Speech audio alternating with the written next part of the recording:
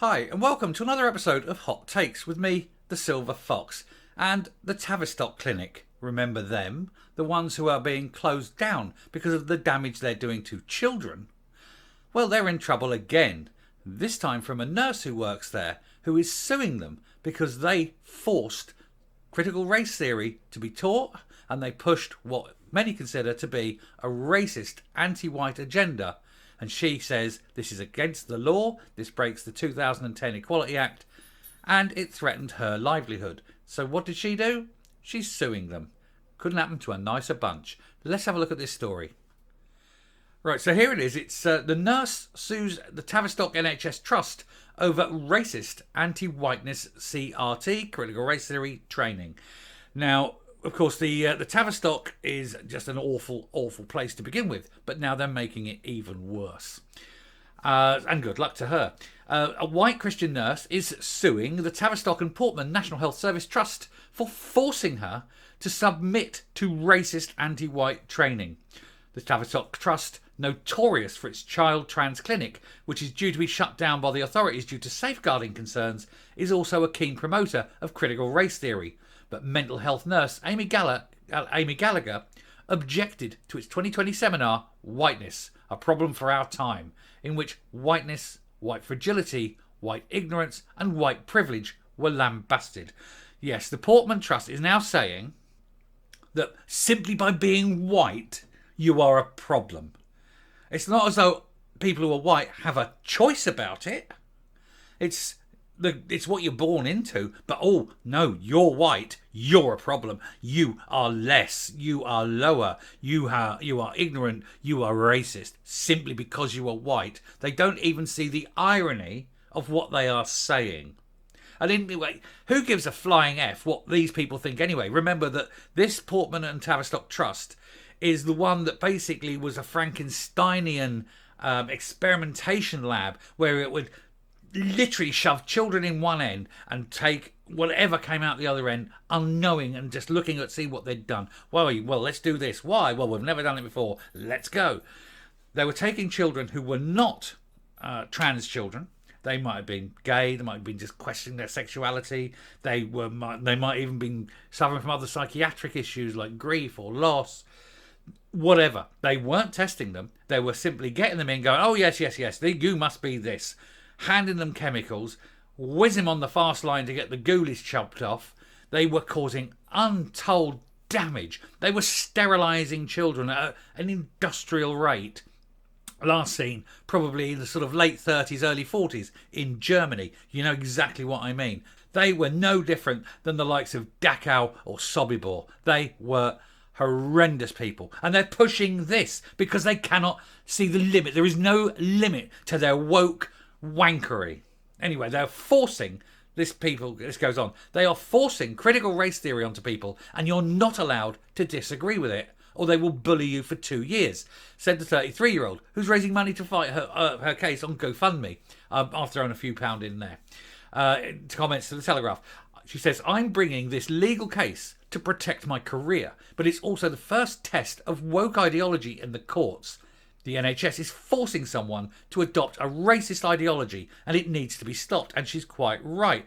Simply sitting there going, "Oh well, look, we want to show you how wonderful we are, and we're the good guys, and we're going to prove how good we are by saying that white people are shit, that white people are racist, that white people are less than everyone else, that white people are the lowest of the low." Point out, white people are actually the world's minority. Anyway, Breitbart London reported on the anti-whiteness seminar, which is still available on YouTube as of the time of publication. And at the time, and then asked the then Government Equality Minister Kemi Badenoch, who had gone viral for a speech in which she told the House of Commons that teaching critical race theory as fact was illegal. And they asked if she was going to intervene, but her team insisted she would not be addressing the issue in any way. So this is a woman, Kemi Badenoch. She's a black MP. She's standing up and saying that teaching critical race theory is illegal. And as an MP, she was asked if she'd do anything about it and said, no, I'm not touching that with a barge pole, because she's shit scared, because she knows that as a black woman saying teaching critical race theory would be, oh, it's illegal, she would then be accused of racism. And this is the really weird thing of it. She'd be accused of racism by other black people and by self-loathing white people because, oh, you're stopping teaching this CRT. You must be a racist. This is the mentality of these people. They're going to call a black woman racist because she doesn't want to divide the country by teaching this divisive, awful bullshit, actually, about CRT. Oh, she's scared to do it. She is scared to do it because of her fear of being called a racist. I don't get how this even works. Maybe I'm being stupid. It's entirely likely. Gallagher is being supported in her challenge by the Bad Law Project, an initiative of anti-woke actor Lawrence Fox, star of the Breitbart News movie My Son Hunter, about the life and times of Hunter Biden and his father, President Joe. The head of legal for the Bad Law Project, Dr. Anna Lautfi, I hope that's pronounced correctly, said the case against the Tavistock would focus on the nurses' right of a lack of belief in anti-whiteness ideology, arguing that this is protected under equality law in the same way that positive beliefs are. Yes, because one of the things, they have various aspects which are protected under the 2010 Equality Act. Age, whether you're married or not, your sex, obviously, your race, things like that. Belief. Now, belief is a protected characteristic. And therefore, if you do believe in something, that is, that's protected. So basically, that line was put in to say that you can be protected of your belief if you are a Christian or a Jew or a Muslim or a insert religion of choice. No one can discriminate against you because of your belief. But it was so badly worded, it didn't say religious belief, it just says belief. But it also doesn't exclude a lack of belief. But it is implied because you cannot be differentiated upon or, gone against, put down or whatever, if you have no belief. So, for example, as an atheist, you would be protected under the law because your lack of belief is a protected characteristic. Now, this woman is saying that she doesn't believe that CRT is real, doesn't believe that white people are inherently racist. And that's her belief, and therefore she's equality under the Equality Act. She's like, she's able to do this, and she's right. She's also got the fact that race is also a protected characteristic. And if you're sitting there and you're saying that this CRT is teaching that white people are bad, white people are evil, white people are racist, that's racist. That's against the act. People doing this should be sued under that act, and she's suing them. Well done her. Like I say, I hope everybody picks up on this, because it isn't, because she doesn't believe in CRT does not make her a racist. It just means she doesn't believe in the pile of horseshit that the CRT is pushing, that white people are inherently racist or that white people are inherently bad. And that's why she's going to win. Anyway, it's quite one thing to censor somebody for wanting to say things that people find objectionable or offensive. I disagree with that. I find being offensive is wonderful. It's a freedom.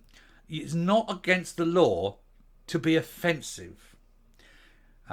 It's not against the law to be objectionable, and you should not be censored for it. I can say something that you may find objectionable or you might find offensive, but I've not broken any law. I mean, I may say I love a rare steak, but if you're a vegan, you're going to find that objectionable, and you're going to find that offensive.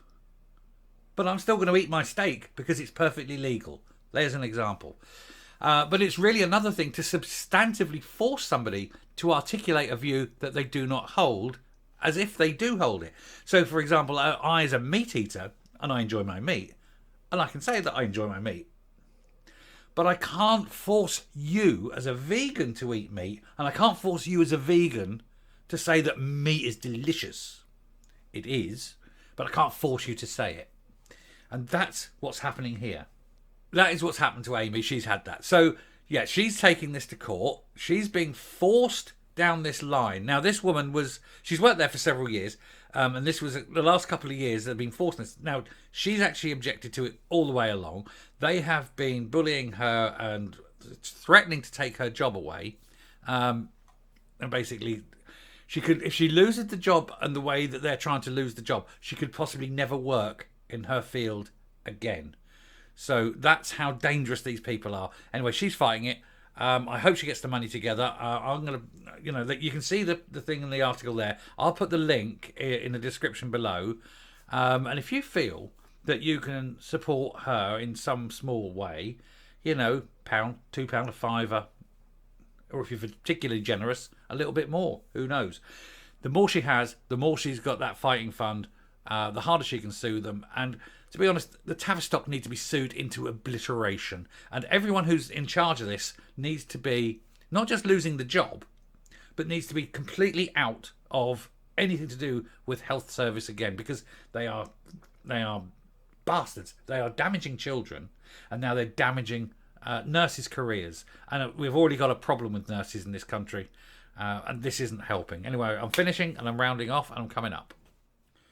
So yeah, good luck to Amy. I hope she takes them for everything they've got. I don't know why they're still open. The damage they've done to children, and they were told, oh, we're going to close you down. They should have been closed that day. But for some reason, they're not closing until January. Presumably, they just want to get those last few kids through the mangler and destroy a few more lives before they go. But they are an evil bunch. And it's not the first time they've been sued. And it's probably not going to be the last time they've been sued. I know there is a huge class action coming up involving a lot of the children who've been through this process that regret it because they weren't given full consultation, they weren't given full examination, and they were basically, as I say, just rushed through by these evil quacks, really. But there we go. I shall stop there. If you like what you hear and see on the channel, please hit the subscribe button. If you haven't already, ring the bell for notification of future outputs. Leave a like, leave a comment, please share the video. And until next time, stay safe, stay well, stand up for your rights, and goodbye.